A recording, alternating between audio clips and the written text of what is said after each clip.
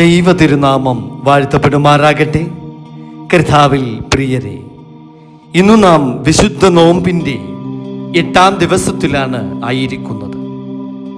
വിശുദ്ധ നോമ്പിൻ്റെ ഇന്നേ ദിവസം ഞാൻ നിങ്ങളുമായി പങ്കുവയ്ക്കുവാൻ ആഗ്രഹിക്കുന്ന ധ്യാന തിരുവചനം എന്ന് പറയുന്നത് യിരെമ്യാ പ്രവാചകന്റെ പുസ്തകം 17-ാം അധ്യായത്തിൻ്റെ അതിൻ്റെ 9-ാം വാക്യമാണ്. ഹൃദയം എല്ലാത്തിനേക്കാളും കപടവും വിഷമവുമുള്ളത്, അത് ആരാഞ്ഞ് അറിയുന്നവൻ ആർ? ആമേൻ. പ്രിയ ദൈവമക്കളെ, എന്നാൽ ഇന്ന് അതേ ഹൃദയത്തെ ദൈവം പുതുക്കുവാൻ ആഗ്രഹിക്കുന്നു. ഈ വിശുദ്ധ നോമ്പിൻ്റെ 8-ാം ദിവസത്തിൽ അതാണ് അടച്ച വാതിലുകൾക്കുള്ളിൽ നിൽക്കുന്ന ക്രിസ്തുവിനെ അവർ കണ്ടത്. ആമേൻ. ആഴ്ചവട്ടത്തിൻ്റെ 1-ാം നാളായ ആ ദിവസം നേരം വൈകിയപ്പോൾ ശിഷ്യന്മാരിരുന്ന സ്ഥലത്ത് യഹൂദന്മാരെ പേടിച്ച് വാതിലടച്ചിരിക്കെ യേശു വന്ന് നടുവിൽ നിന്നുകൊണ്ട് നിങ്ങൾക്ക് സമാധാനം എന്നവരോട് പറഞ്ഞു. അങ്ങനെയാണ് വിശുദ്ധ യോഹന്നാൻ എഴുതിയ സുവിശേഷത്തിൻ്റെ 20-ാം അധ്യായത്തിൻ്റെ 19-ാം വാക്യത്തിൽ നാം കാണുന്നത്. പ്രിയ ദൈവമക്കളെ, നമ്മുടെ ഹൃദയം ചിലപ്പോൾ അടഞ്ഞ വാതിലുകളാണ്. ഭയം, പരാജയം, കുറ്റബോധം എന്നിവയാൽ അടഞ്ഞ വാതിലുകൾ. നമ്മൾ അടച്ചു വെച്ച വാതിലുകൾക്കുള്ളിൽ, ആ വാതിലുകൾക്കുള്ളിൽ പോലും കർത്താവ് പ്രവേശിക്കുന്നു. അവനാൽ അസാധ്യമായത് ഒന്നുമില്ല. അവൻ സ്നേഹത്തിൻ്റെ അധികാരത്തോടെ ആ വാതിലുകൾ തുറന്നു വരുന്നു. അപ്പോൾ നാം ചിന്തിക്കുക, എൻ്റെ ഹൃദയത്തിൽ അടച്ചിട്ട വാതിലുകൾ ഏതാണ്? ഈ വിശുദ്ധ നോമ്പ് എന്ന് പറയുന്നത് ഭക്ഷണത്തിൻ്റെ മാത്രമല്ല, അതിൻ്റെ ഒരു ക്രമീകരണങ്ങൾ മാത്രമല്ല, ആത്മാവിൻ്റെ ശുദ്ധീകരണമാണ്. വിശപ്പുള്ളവന് നിന്റെ അപ്പം നുറുക്കി കൊടുക്കുന്നതും, അലഞ്ഞു നടക്കുന്ന സാധുവിനെ നിന്റെ വീട്ടിൽ ചേർത്ത് കൊള്ളുന്നതും, നഗ്നനെ കണ്ടാൽ അവനെ ഉടുപ്പിക്കുന്നതും, നിന്റെ മാംസരക്തങ്ങളായിരിക്കുന്നവർക്ക് നിന്നെ തന്നെ മറക്കരുതോ എന്നാണ് യെശയ്യാ പ്രവാചകന്റെ പുസ്തകം 58-ാം അധ്യായത്തിൻ്റെ 7-ാം വാക്യത്തിൽ പറയുന്നത്. അതാവണം നമ്മുടെ ഉപവാസം, വിശുദ്ധ നോമ്പ്. അങ്ങനെയെങ്കിൽ നമ്മുടെ ഈ വിശുദ്ധ നോമ്പ് അതിൻ്റെ യാഥാർത്ഥ്യ അർത്ഥത്തിലേക്ക് നാം കടന്നു വരും. ദൈവം നമ്മോട് ചോദിക്കുന്നത് നീ എന്തു ഭക്ഷിച്ചു എന്നല്ല, നീ ആരെ സ്നേഹിച്ചു എന്നതാണ്. എങ്ങനെ നീ അവനെ കരുതി, നീ അവന് വേണ്ടി കരുതിയോ എന്നതാണ് ഈ വിശുദ്ധ നോമ്പ് ദിവസത്തിൽ ദൈവം നമ്മോട് ചോദിക്കുന്നത്. ദാവീദിന്റെ കണ്ണുനീർ അതാവണം നമ്മുടെ വിശുദ്ധ നോമ്പിന്റെ പാത. അതാണ് വിശുദ്ധ നോമ്പിലേക്കുള്ള യഥാർത്ഥ വഴി. അവൻ രാജാവായിരുന്നു, എന്നാൽ അവൻ വീണു. പക്ഷേ അവൻ കരഞ്ഞു, അനുതപിച്ചു. ദൈവമേ, നിർമ്മലമായൊരു ഹൃദയം എന്നിൽ സൃഷ്ടിക്കണമേ എന്നാണ് അവൻ കരഞ്ഞു പ്രാർത്ഥിച്ചത്. നമ്മൾ വീഴുന്നത് പാപം, എന്നാൽ വീണ് കിടക്കുന്നത് അതിലും വലിയ പാപമാണ്. ഈ വിശുദ്ധ നോമ്പിൻ്റെ 8-ാം ദിവസമെങ്കിലും എൻ്റെ കണ്ണുനീർ ദൈവസന്നിധിയിൽ വീഴുന്നുണ്ടോ? നാം ചിന്തിക്കുക പ്രിയ ദൈവമക്കളെ. മുടിയനായ പുത്രന്റെ ഉപമയിലൂടെ കർത്താവ് ആ ചിത്രം നമുക്ക് വ്യക്തമായി വരച്ചു കാണിച്ചു തരുന്നുണ്ട്. ദൂരെ ഇരിക്കുമ്പോൾ പിതാവ് കണ്ടു, കരുണപ്പെട്ടു, ഓടിച്ചെന്ന് അവനെ കെട്ടിപ്പിടിച്ചു. കാരണം അവന്റെ അനുതാപം നിറഞ്ഞ തിരിച്ചുവരവ്. നീ ദൂരെയായിരുന്നാലും ദൈവം നിന്നെ കാണുന്നുണ്ട്. നിന്റെ മടങ്ങി വരവിനായുള്ള ഒരു ചുവടുവെപ്പ് മാത്രം മതി ദൈവം നിന്നിലേക്ക് എത്തുവാൻ.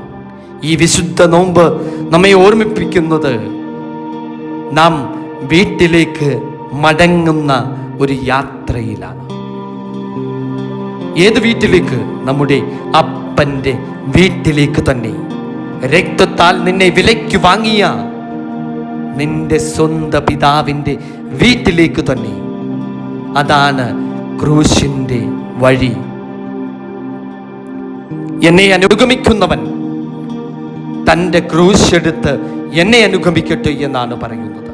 കുരിശ് എന്നത് അനുസരണത്തിൻ്റെ അടയാളമാണ്. ഇന്നത്തെ നമ്മുടെ കുരിശ് എന്താണ്? ക്ഷമിക്കേണ്ടുന്ന ഒരാൾ, സഹിക്കേണ്ടുന്ന ഒരു വേദന, ഉപേക്ഷിക്കേണ്ട ഒരു ദുഷ്പ്രവൃത്തി. അവിടെയാണ് ശാന്തിയുടെ തീരം, ശാന്തതയുടെ തീരം, ആശ്വാസത്തിൻ്റെ തീരം നമ്മൾ കണ്ടെത്തുന്നത്. നാം ഉപേക്ഷിക്കുക, ക്ഷമിക്കുക, സഹിക്കുക. അവൻ അവരുടെ മേൽ ഊതി അവരോട് പരിശുദ്ധാത്മാവിനെ കൈക്കൊള്ളുവീൻ എന്ന് പറഞ്ഞു എന്നാണ് വിശുദ്ധ യോഹന്നാൻ എഴുതിയ സുവിശേഷത്തിൻ്റെ 20-ാം അധ്യായത്തിൻ്റെ 22-ാം വാക്യത്തിൽ നാം കാണുന്നത്. നമ്മുടെ ആത്മാവ് ക്ഷീണിച്ചിരിക്കാം, പക്ഷേ ക്രിസ്തുവിൻ്റെ ശ്വാസം നമ്മളിൽ പതിക്കുമ്പോൾ നമ്മൾ പുതുക്കമുള്ളവരായി തീരുന്നു. ഈ വിശുദ്ധ നോമ്പിലൂടെ, പ്രാർത്ഥനയിലൂടെ, അനുതാപത്തിലൂടെ, ഉപവാസത്തിലൂടെ ഇന്ന് നമുക്ക് ഒരു തീരുമാനമെടുക്കാം. ഈ വിശുദ്ധ നോമ്പിൻ്റെ 8-ാം ദിവസമായി എന്നത് നമുക്ക് ഒരു വഴിത്തിരിവാകട്ടെ. ഈ ധ്യാന സന്ദേശത്തിലൂടെ നാം കേട്ട ഈ വചനപ്രകാരം അടച്ച വാതിലുകൾ നമുക്ക് തുറക്കാം, ക്ഷമിക്കാം, കരയാം, അനുതപിക്കാം, നമുക്ക് മടങ്ങി വരാം. അപ്പോൾ കർത്താവ് വീണ്ടും നമ്മോട് പറയും, നിങ്ങൾ പരിശുദ്ധാത്മാവിനെ കൈക്കൊള്ളുവീനെന്ന്. അപ്പോൾ സമാധാനം നമ്മിലേക്ക് ഓടി വരും. ആ സമാധാനം നമ്മളുടെ കുടുംബങ്ങളിൽ, വ്യക്തികളിൽ, സമൂഹങ്ങളിൽ ആ സമാധാനം എത്തും. നമുക്ക് അല്പസമയം നാം കേട്ട ഈ തിരുവചന പ്രകാരം കണ്ണുകൾ അടച്ച് പ്രാർത്ഥിക്കാം. കരുണാമയനായ കർത്താവേ, ഈ വിശുദ്ധ നോമ്പിൻ്റെ 8-ാം ദിവസത്തിൽ ഭയത്തോടും ലജ്ജയോടും കൂടി ഞാൻ നിന്റെ തിരുസന്നിധിയിൽ നിൽക്കുന്നു. നിന്റെ വചനത്തിൽ നീ പറഞ്ഞിരിക്കുന്നു, ഹൃദയം എല്ലാത്തിലും കപടവും വിഷമവുമുള്ളത്. കർത്താവേ, ആ ഹൃദയം എൻ്റേതാണെന്ന് ഞാൻ ഇന്ന് സമ്മതിക്കുന്നു. പുറമേ ഞാൻ ഭക്തനായി തോന്നിച്ചിട്ടും അകത്ത് എത്ര അഭിമാനം.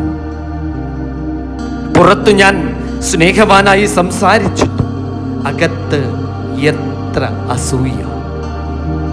പുറമേ ഞാൻ തികഞ്ഞ വിശ്വാസത്തിലൂടെ ഒരു വിശ്വാസിയുടെ രൂപമെടുത്തിട്ടും അകത്ത് എത്ര സംശയം. കർത്താവേ, എൻ്റെ ഹൃദയം എനിക്കു തന്നെ അന്യമാണ്. അതിൻ്റെ ആഴം ഞാൻ പോലും ഇപ്പോൾ അറിയുന്നില്ല. എന്നാൽ നീ അവിടുന്ന് വ്യക്തമായി എൻ്റെ ഹൃദയത്തിൻ്റെ ആഴം അറിയുന്ന മഹാതമ്പുരാനാണ്. യഹോവേ, ഹൃദയം പരിശോധിക്കുന്നു. ഞാൻ യഹോവ ഹൃദയം പരിശോധിക്കുന്നു എന്ന് നീ അരുളി ചെയ്തിരിക്കുന്നു. ഇന്നത്തെ ഈ വിശുദ്ധ നോമ്പ് ദിവസത്തിൽ എൻ്റെ ഹൃദയത്തിൻ്റെ മറവിടങ്ങൾ നീ അന്വേഷിക്കണമേ. ഞാൻ മറച്ചു വച്ച മുറിവുകൾ, ഞാൻ ന്യായീകരിച്ച പാപങ്ങൾ, ഞാൻ പതിവാക്കി മാറ്റിയ എൻ്റെ തെറ്റുകൾ, ഇവയെല്ലാം നിന്റെ ദിവ്യ പ്രകാശത്താൽ ഈ വിശുദ്ധ നോമ്പിൽ തമ്പുരാനെ വെളിവാകട്ടെ. കർത്താവേ, എൻ്റെ ചിന്തകളെ ശുദ്ധീകരിക്കണമേ, എൻ്റെ ഉദ്ദേശങ്ങളെ വിശുദ്ധീകരിക്കണമേ, എൻ്റെ വാക്കുകൾ സത്യസന്ധമാകണമേ. കർത്താവേ, എൻ്റെ ഉള്ളിലെ കപടത നീക്കം ചെയ്യണമേ. രഹസ്യ പാപങ്ങളിൽ നിന്ന് തമ്പുരാനെ എന്നെ മോചിപ്പിക്കണമേ. നിന്റെ പരിശുദ്ധാത്മാവിൻ്റെ പ്രകാശം എൻ്റെ ഇരുണ്ട ഇടങ്ങളിലേക്ക് അത് വെളിച്ചമായി പ്രകാശിക്കണമേ. അവിടെ ഒളിഞ്ഞിരിക്കുന്ന അസൂയ, അഭിമാനം, സ്വാർത്ഥത, ഇവയെല്ലാം ഈ വിശുദ്ധ നോമ്പിലൂടെ ഇല്ലായ്മ ചെയ്യപ്പെടുമാറാകണമേ. ഈ വിശുദ്ധ നോമ്പ് ദിനത്തിൽ ഞങ്ങളുടെ കണ്ണുനീർ വ്യർത്ഥമാകാതിരിക്കട്ടെ. എൻ്റെ അനുതാപം അത് സത്യമായി തീരട്ടെ. എൻ്റെ മാറ്റം അത് സ്ഥിരമായിരിക്കട്ടെ. നിന്റെ കൃപയാൽ കപടം നിറഞ്ഞ ഹൃദയം തമ്പുരാനെ, അത് ഇന്നേ ദിവസം ഈ വിശുദ്ധ നോമ്പിൻ്റെ 8-ാം ദിവസത്തിൽ സത്യഹൃദയമായി മാറട്ടെ. സർവ്വതും ഞങ്ങൾക്കായി ജീവൻ വെച്ച് യേശുവിൻ്റെ നാമത്തിൽ തന്നെ ആമേൻ. യേശുവേ സ്തോത്രം, യേശുവേ നന്ദി. സ്തോത്രം. ഹല്ലേലൂയ.